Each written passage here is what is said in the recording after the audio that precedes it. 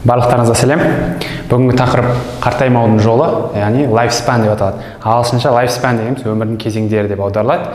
Бүгін біз осы кітапты талқылайтын боламыз. Бұл кітап не жайлы дейтін болсаңыздар, яғни адамзат қазір қартаю процесін басынан кешіреді міндетті түрде өмірінде. Сол қартаю процесін қалай жай қылса болады, немесе керісінше адам қалай жасарса болады деген тақырыпқа байланысты бүгін осы кітапты талқылайтын боламыз. Бұл кітаптың негізгі авторы ол Дэвид Синклер деген кісі, Гарвард университетінің түлегі. Осы салада көптеген еңбектер жазып келе жатыр. Жалпы бұл кісі өте осы адамды қалай қартаймайтындай қылса болады деген мәселеде өзінің үлкен үлесін қосып келе жатқан кісі. Көптеген сіз блогерларды көрсеңіз YouTube'да немесе жаңа танымал жаңағыдай бағдарламалар көрсеңіз, осы кісіні сіз таба аласыз, Дэвид Синклер деген кісіні. Ол кісі осы 2019 жылы жазады бұл кітапты, бүкіл өзінің осы уақытқа дейінгі жинаған еңбегін сол кітапқа жазып қалдырады. Сондықтан және де оңай жеткізуге тырысады. Мен сіздерге осы кітапты бүгін қысқаша айтып беретін болам. Сіздерге түсінікті болатындай, егер қызығушылықтарыңыз болса, сатып алып оқысаңыздар болады, әрине міндетті түрде. Жалпы қарттықтың қиындықтары, яғни медицина негізінде түкке тұрмайтын нәрселерден дамыған деп айтса болады. Мысалға адам мысалға қолын жумай тұрып бұрын операция ота жасаған екен. Соның нәтижесінде инфекциялар, микробтар түсіп адам бойына, содан қайтыс болып жатқан кездер болған, немесе бір ауруларға шалдығып басқа да, немесе вакцина сондай кейіннен солай түкке тұрмайтын нәрседен кейін қолғап киіп қолын жуа бастағаннан кейін адам ондай мәселелер шеше бастаған. Тура солай вакцина дегеніміз адам бойындағы вирусты алып, әлсіретіп, жұқартып, аз мөлшерде қайтадан адамға салған кезде адамға сол өзінің вирусы төтеп беретіндей күшке ие болғанда, сол себеп вакцинаны салып жатады. Яғни осылай түкке тұрмайтын нәрсе, мысалы қартаймаудың жолында біз мысалы қазір мен түкке тұрмайтын нәрсе деп қабылдауларыңыз мүмкін, бірақ өте маңызды, адам осының арқасында қартаймайды деген мен сіздерге айтатын болам құпияларын. Яғни соңғы 60 жылда адамзат негізінде өмірінің жас ұзарды, әсіресе дамыған елдерде. Себебі медицина дамыды, адамдар қалай емдеуге керек екенін білді, ісік сияқты ауруларды, немесе қант диабеті деген сияқты адамның жүрек аурулары. Бірақ адамның соңғы 10 жылы қиындықпен өтеді көбінесе. Яғни көптеген аурулар пайда болады адамдарда. Және де адамның ұзақ өмір сүру жасы, мысалға 100 жасқа дейінгі өмір сүрген адам саны 100 адамнан 3-ақ, немесе 100 жастан асқан адамдардың саны 120-ға жеткен адамдардың саны, мысалы 100 миллионнан біреу ғана деген сияқты. Яғни адамзат әлі де болса қарттықты жеңе алған жоқ. Яғни бұмен әлі де күресіп келе жатыр деп айтса да болады. Осы кітап негізінде соның осы кісі осы тақырыпты зерттеп қандай қорытындыға келді десеңіздер, мен қазір айтатын болам, жасартуға болады дейді адамды. Яғни мысалы біз тұмауды емдеген кезде тұмаудың жалпы өзімен күресеміз, дұрыс па? Мұрынның ағуымен күреспейміз, немесе жөтелмен күреспейміз, толығымен тұмаумен күресеміз. Сол сияқты бұл кісі айтады, қарттықтың өзі ауру дейді.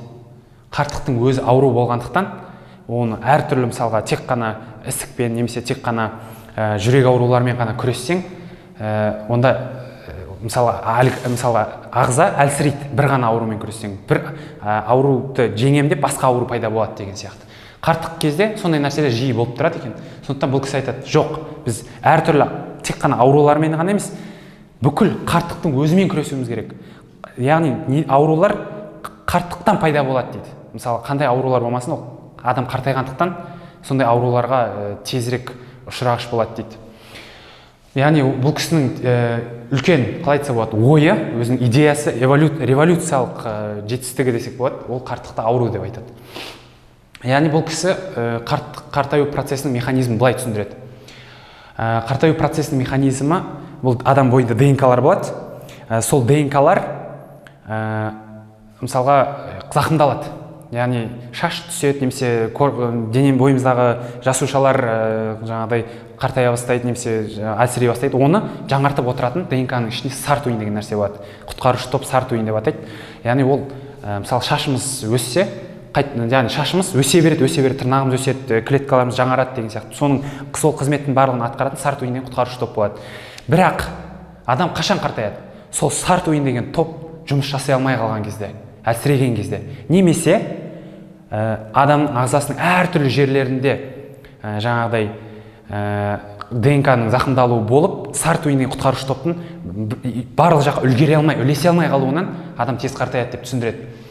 Енді бұл кісі айтады, қартаймас үшін не істеу керек дейді, керісінше тіпті жасаруға болады дейді. Ол үшін дейді, сартуиндарға ДНК-ны зақымдамай, сартуиндарға салмақ салу керек дейді. Яғни жаттықтыру керек дейді олар. Қалай жаттықтыру керек дейді? 3 құпияны айтады. Яғни қарттықтың емдеудің жолдары ол тамақты азайту, спортпен айналысу, сауна. Тамақты азайту, яғни күніне барынша аз тамақ ішуге тырысу керек дейді. Күніне 2 рет тамақ ішкен дұрыс дейді. 1 рет ішсе тіпті жақсы дейді. Ет, балық, сүт өнімдері, жұмыртқа, осыларды барынша аз жеуге тырысу керек дейді. Екінші, спортпен айналысу. Аптасына 2 рет, немесе күніне 2 рет 10-15 минуттан қатты қиналмай, бірақ өзіңе ыңғайлы, өзіңе ұнайтындай 10-15 минут қана жүгіру керек, немесе бір спортпен айналысу керек. Адам терлеп, яғни солай біз жаңағы сартуин құтқарушы топтың жаттығуына көмектесеміз дейді. Яғни сол сартуин деген топ, дене қиналып жатыр деп шығып қалған кезде, ондай ешқандай ештеңке жоқ екен ғой деп солай жаттығады. Жаттығудың арқасында адам жасарады дейді. Үшіншісі сауна. Яғни сауна дегеніміз адам осы ағзасы сәл жаурау, тоңу керек. Яғни саунадан ыстық жерден бірден суыққа шыққан кезде адам тоңады, мұздайды. Соның нәтижесінде жаңа құтқарушы топ қайттан салмақ салу арқылы жаттығады. Немесе суық жерде кішкене болып, жылы жерден суық жерге шығып деген сияқты. Осының арқасында адам жаттығады. Сіз жаңа сартуиндар осы 3 нәрсені біз жасауымыз керек дейді. Яғни адамның ДНК-сы негізінде ұзаққа шыдайтын нәрсе. Ол диск сияқты. Мысалға диск сызылып кетсе де, біз оны қатты жаңағы үйкеп жөндесек, ақпарат бәрібір қалады. Яғни оны қайтадан қалпына келтіруге болады. Сол сияқты адам да жасара алады дейді. Егер де осы 3 нәрсені орындаса, адам жасара алады дейді. Және де бұл кісі тағы да айтады, дәрілер арқылы да адамды жасартуға болады. Метформин, НМН дейді, никотинамид, нуклеотид деген. Яғни бұл енді өздеріңіз зерттеп көрсеңіздер болады, әртүрлі жаңағы сайттардан немесе керекті жерлерден. Осындай қорытындыға келеді, яғни осы біздің каналымызға тіркеліңіздер, лайк басыңыздар, комментарий қалдырыңыздар, сау болыңыздар.